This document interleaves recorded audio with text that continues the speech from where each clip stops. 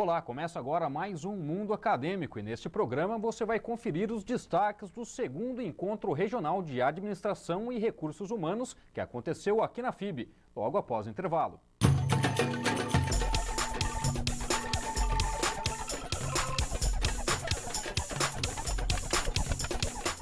Segundo Encontro Regional de Administração e RH da FIB. Apoio: Tilibra, Confiança Supermercados, Bruna Semijoias, Spaipa, JA&M Consultoria Empresarial, Itabom, CNA Inglês e Espanhol, Banco do Brasil, Vela Assessoria Contábil, Ibracom, Expósito Soluções e Serviços, Associação dos Peritos Judiciais do Estado de São Paulo, Contandrade Assessoria Contábil.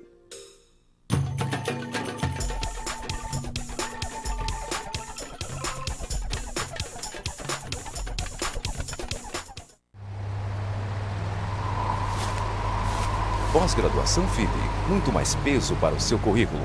17 cursos em 6 áreas, com conteúdos exclusivos e professores renomados. www.fibbauru.br.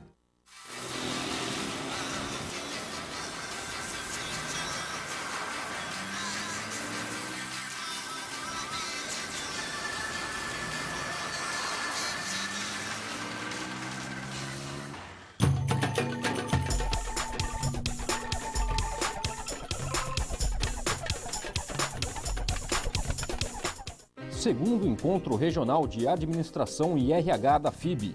Apoio: Tilibra, Confiança Supermercados, Bruna Semijoias, Spaipa, JA&M Consultoria Empresarial, Itabom, CNA Inglês e Espanhol, Banco do Brasil, Vela Assessoria Contábil, Ibracom, Expósito Soluções e Serviços, Associação dos Peritos Judiciais do Estado de São Paulo, Contandrade Assessoria Contábil.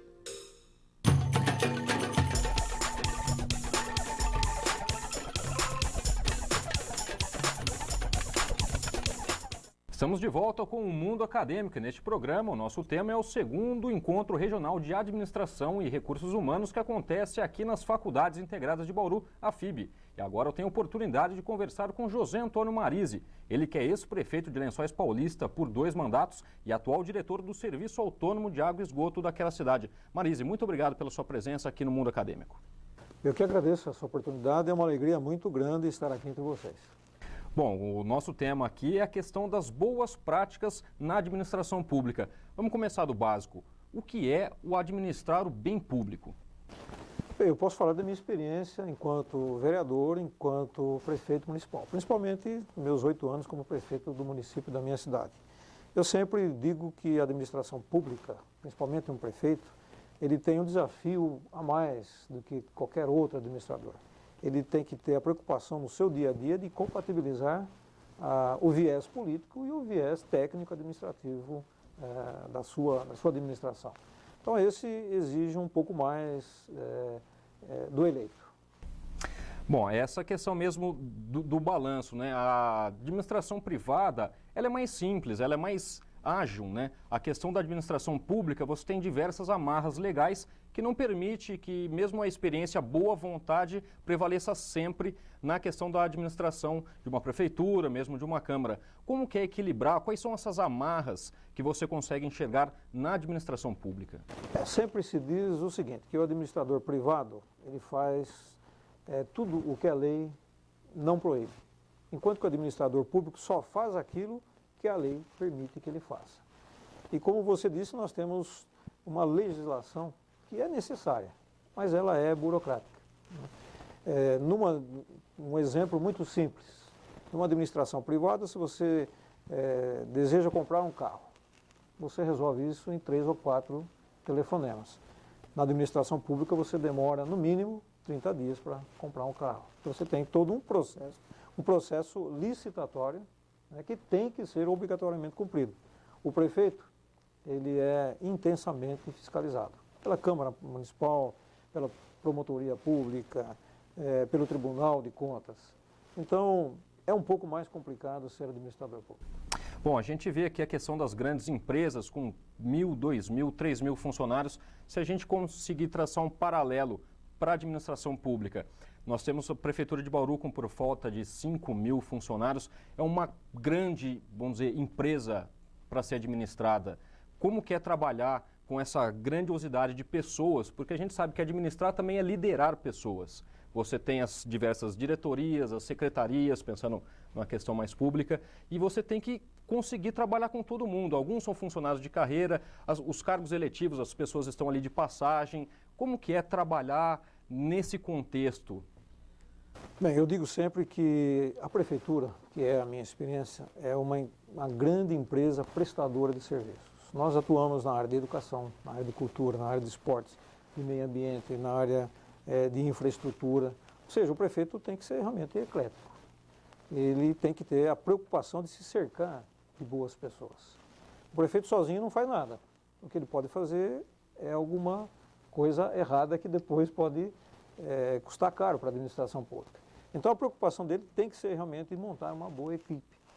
E esse é um aspecto importante do qual eu vou falar na minha palestra daqui a pouco, que é a presença do administrador profissional dentro da administração pública. Eu enxergo que cada dia mais o administrador profissional, o graduando em administração pública, terá um espaço cada vez mais dentro da administração pública.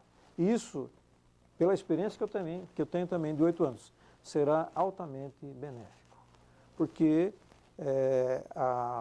o equilíbrio entre o que é político, entre o que é técnico, tem que ser feito com o bom senso do político, no caso o prefeito, e também com a participação efetiva do administrador.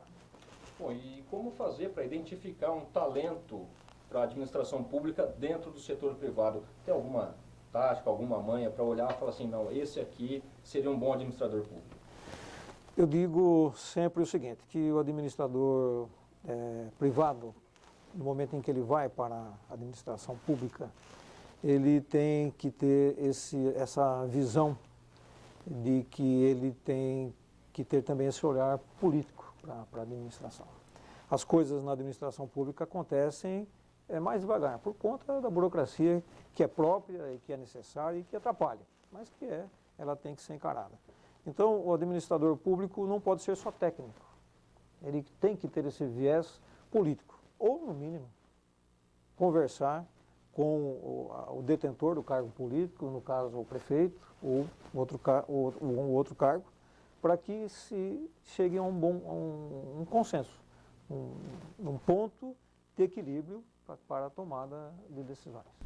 Bom, então seria algo importante, principalmente para os alunos de administração, pensar já um pouco mais nessa questão política, porque uma hora ou outra ele pode estar dentro de uma prefeitura, de uma Câmara Municipal.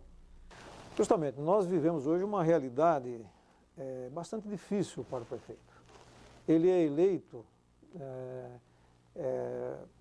pela sua campanha, por aquilo que ele prometeu em campanha, pelos compromissos, a base. Exatamente, pelos compromissos que ele assumiu perante a população, perante os outros partidos que o apoiaram. Mas no momento em que ele assume, ele tem que prestar conta na área legal daquilo que ele das decisões que vai tomar, e por isso é preciso que o prefeito tenha muito cuidado. E nesse momento, a presença do administrador público é fundamental.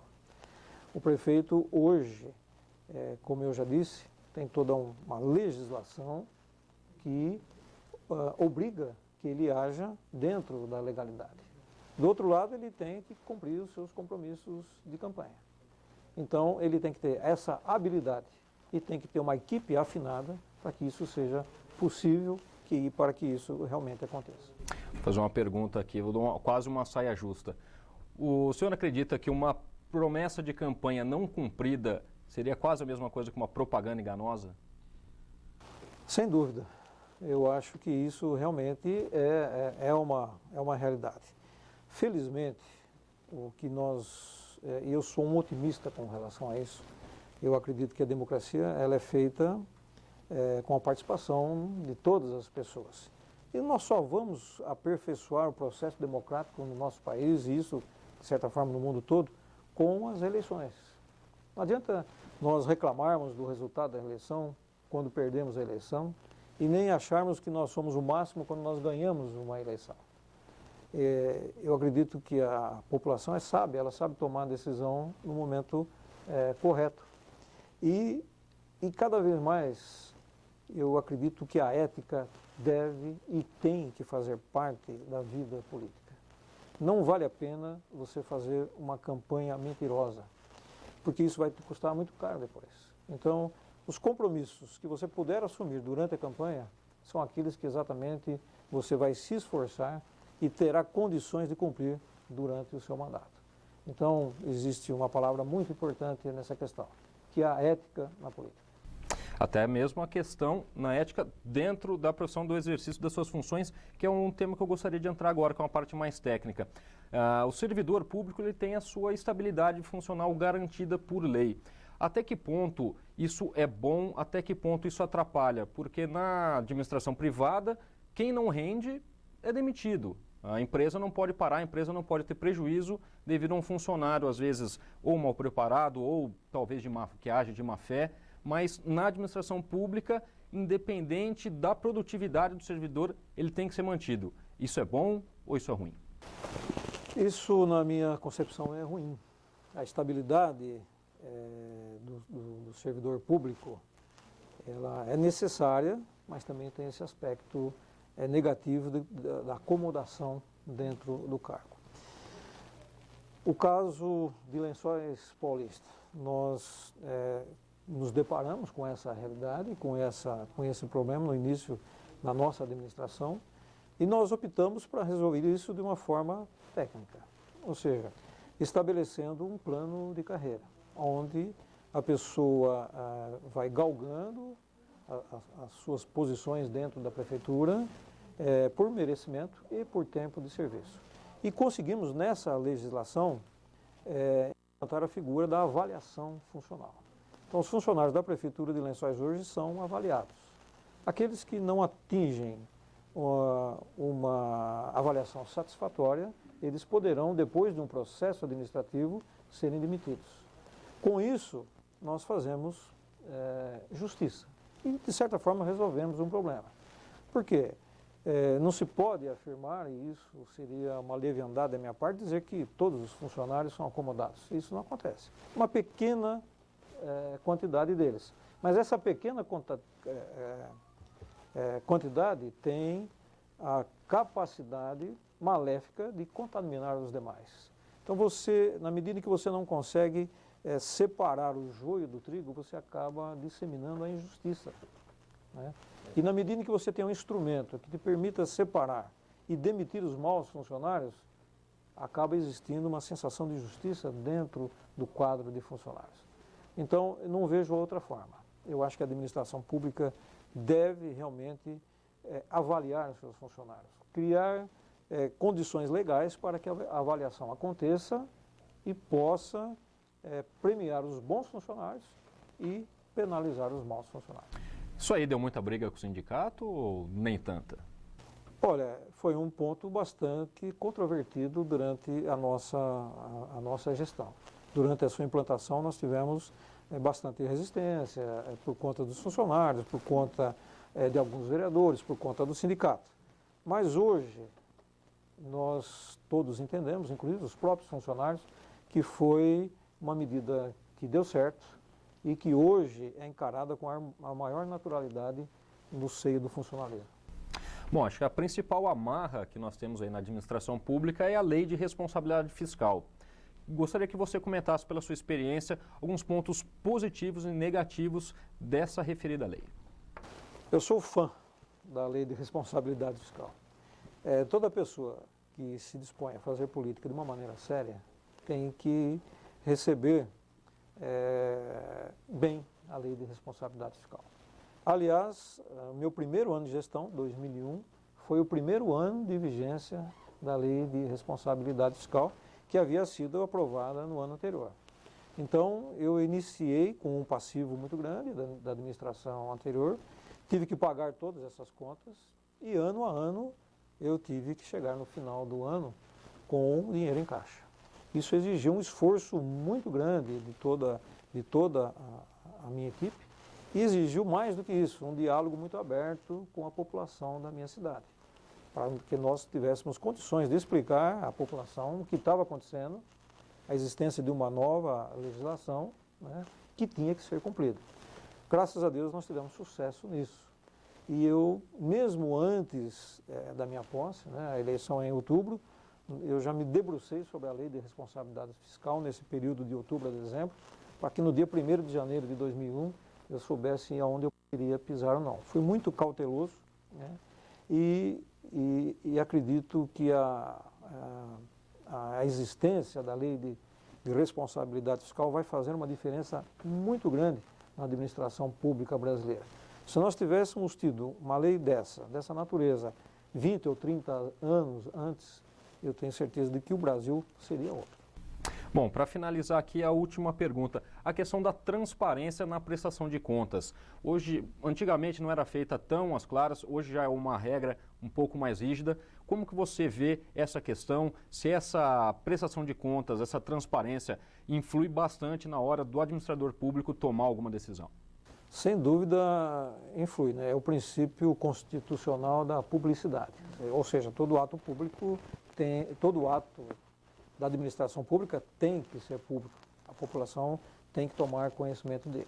É evidente que isso traz algum custo também para a administração, mas também eu não vejo outra forma de fazer isso, né? E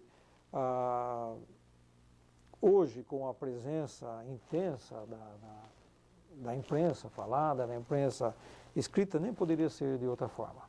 Então eu acredito o seguinte, quem entra para disputar um cargo eletivo tem que ter a noção, né, tem que saber que ele está entrando num campo minado, né, que ele vai ter que saber administrar, que ele vai ter que ser necessariamente honesto nas suas decisões, ele vai ter que saber separar aquilo que é público, aquilo que é dele, aquilo que não é dele, aquilo que é público, aquilo que é privado.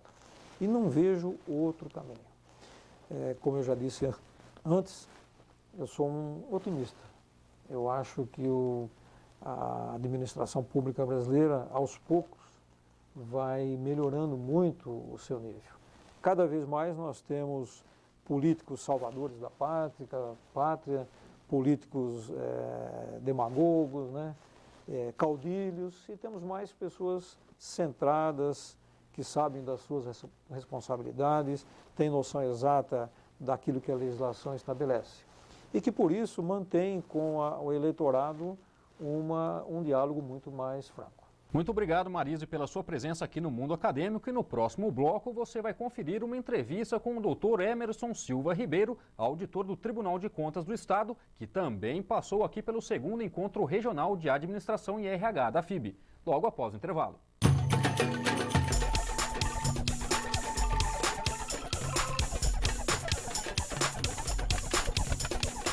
Segundo Encontro Regional de Administração e RH da FIB.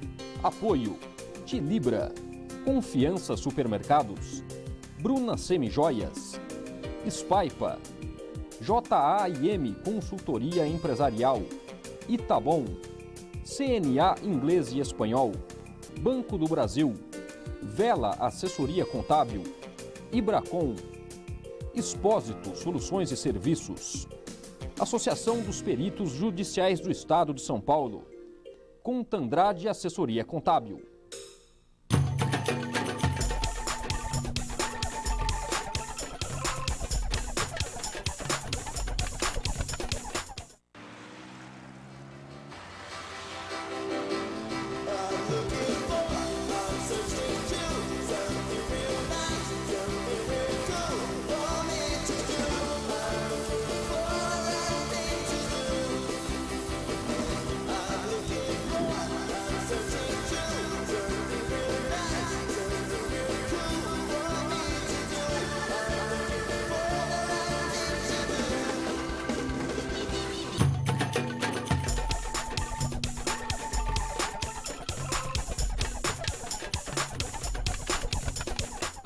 Segundo Encontro Regional de Administração e RH da FIB. Apoio Tilibra, Confiança Supermercados, Bruna Semijoias, Spaipa, JAIM Consultoria Empresarial, Itabom, CNA Inglês e Espanhol, Banco do Brasil, Vela Assessoria Contábil, Ibracom, Expósito Soluções e Serviços, Associação dos Peritos Judiciais do Estado de São Paulo, Contandrade Assessoria Contábil.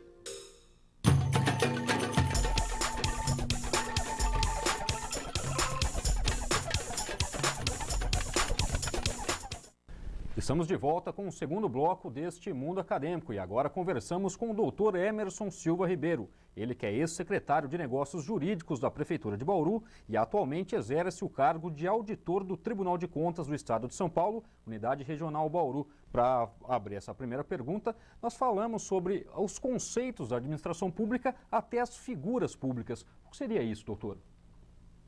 A administração pública, diferente da administração na área privada, ela é, digamos assim, regrada.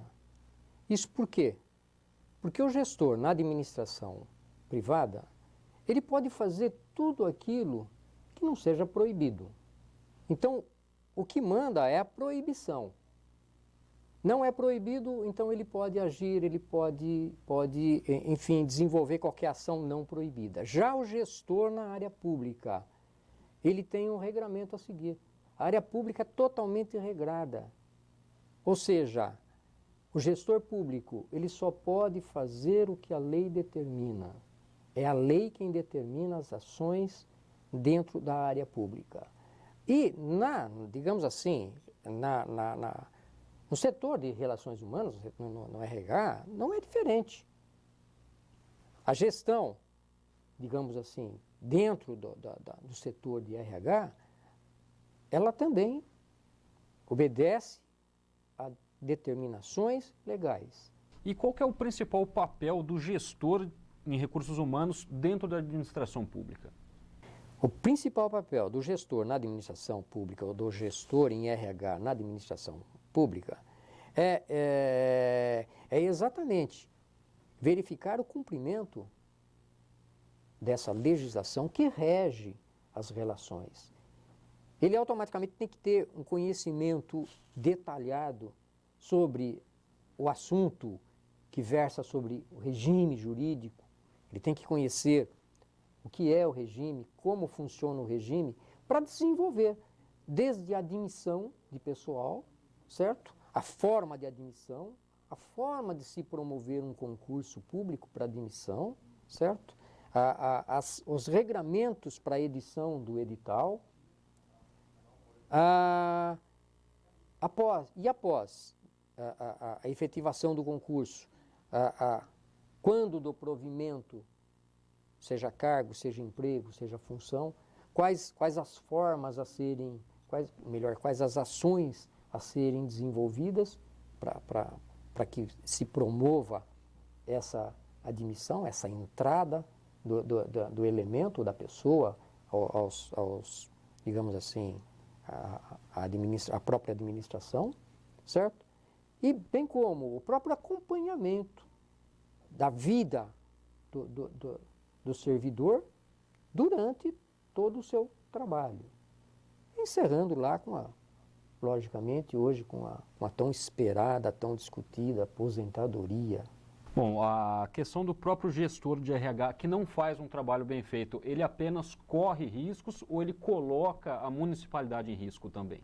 Não só coloca a municipalidade, porque veja bem, o fato dele correr risco, digamos, está implícito na responsabilidade que ele adquire no momento em que ele assume o cargo de gestor.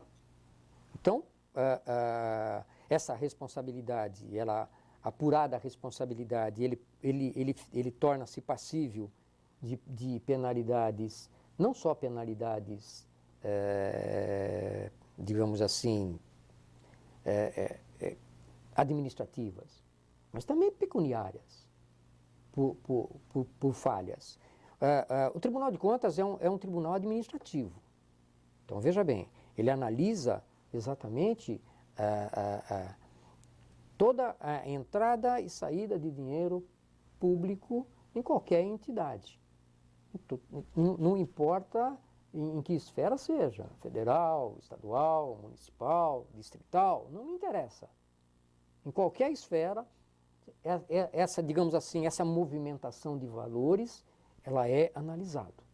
Então, a discussão, no caso, é financeira. Imagine uma pessoa que prestou serviço por 2 anos com um concurso sendo considerado irregular. Ora, essa pessoa prestou serviço. Então não há que se falar em punir o servidor, fazendo com que ele restitua aos cofres os valores gerados pelas despesas dos seus serviços. Não. A responsabilidade por esses valores vai ser atribuída exatamente ao gestor.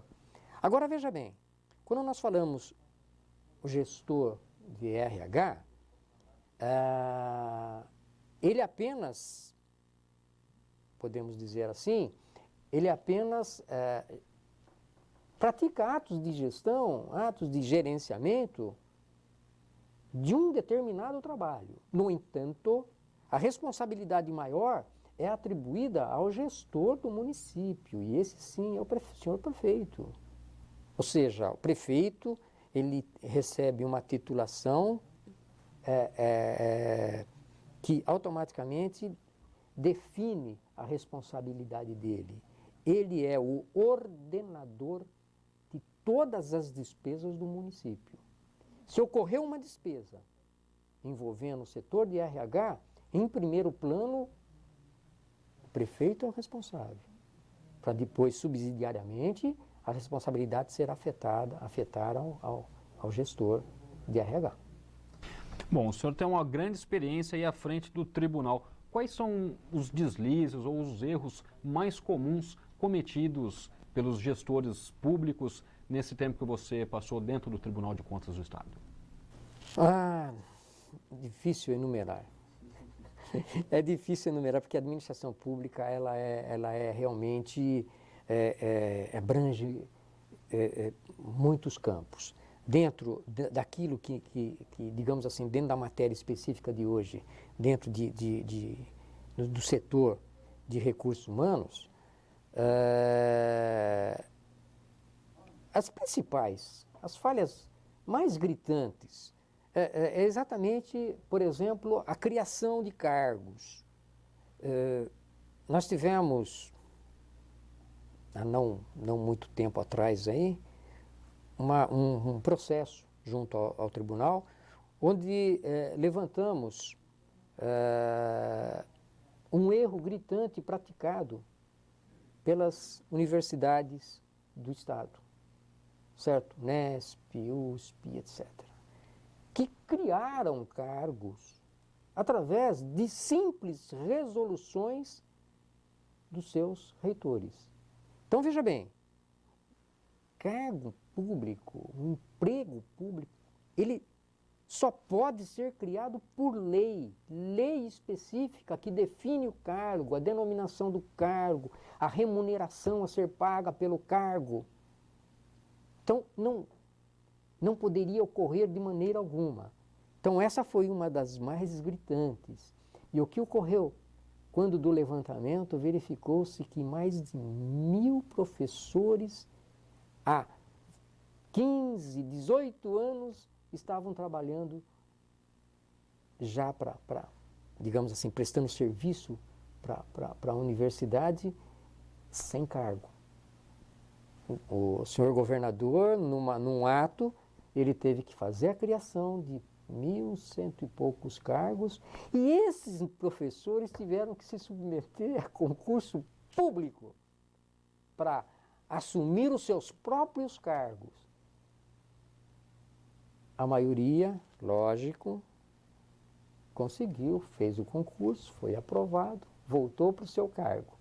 Mas nós tivemos alguns casos de professores que foram aprovados no concurso, mas tiveram outros candidatos e acabaram não voltando para o cargo, perderam o cargo.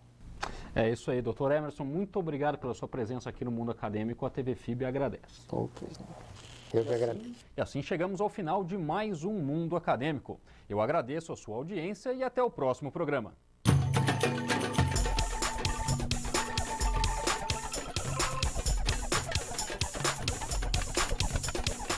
Segundo Encontro Regional de Administração e RH da FIB. Apoio: Tilibra, Confiança Supermercados, Bruna Semijoias, Spaipa, JAIM Consultoria Empresarial, Itabom, CNA Inglês e Espanhol, Banco do Brasil, Vela Assessoria Contábil, Ibracom, Expósito Soluções e Serviços, Associação dos Peritos Judiciais do Estado de São Paulo, Contandrade Assessoria Contábil.